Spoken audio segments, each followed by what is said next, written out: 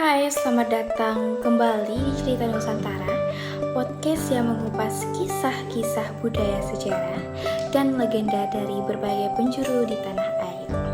Kali ini kita akan menelusuri jejak sejarah yang kelam namun sangat penting di tanah Borneo kita ini.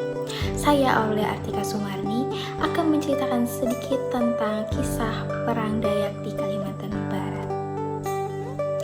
Ketika kita mendengar kata Perang Dayak, mungkin yang terbayang di benak kita adalah kekerasan atau konflik antar suku atau juga kisah berdarah di pedalaman suku atau pedalaman daerah.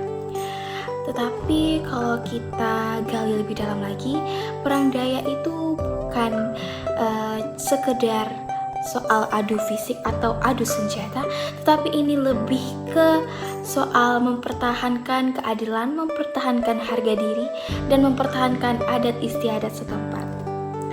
Masyarakat Dayak mempunyai hubungan yang sangat erat dengan tanah dan hutan. Tanah bukan sekedar untuk tempat tinggal, tetapi bagian dari roh kehidupan. Nah, ketika tanah mereka diambil oleh dan dijajah oleh orang luar atau orang asing, itu dianggap sebagai penghinaan terhadap leluhur mereka. Perang juga meletus, tetapi ini bukan perang sembarangan. Perang Dayak ini dilakukan dengan tata cara dan adat istiadat. Itu berupa ritual, mantra, tarian perang, bahkan musyawarah antara tertua adat sebelum memutuskan untuk menyerang penjajah. Saat melakukan perperangan, mereka itu mempunyai senjata yang khas, yaitu mandau. Mandau itu adalah alat perang khas suku Dayak. Dan yang kedua ada tameng, itu yang terbuat dari kayu ulin, dan ada juga kekuatan spiritual dari mantra atau jimat yang diwariskan secara turun-temurun. Dalam setiap perang Dayak, peran tokoh adat dan dukun sangat penting di dalam peran itu. Mereka tidak hanya memimpin strategi, tetapi juga menuntun arah spiritual.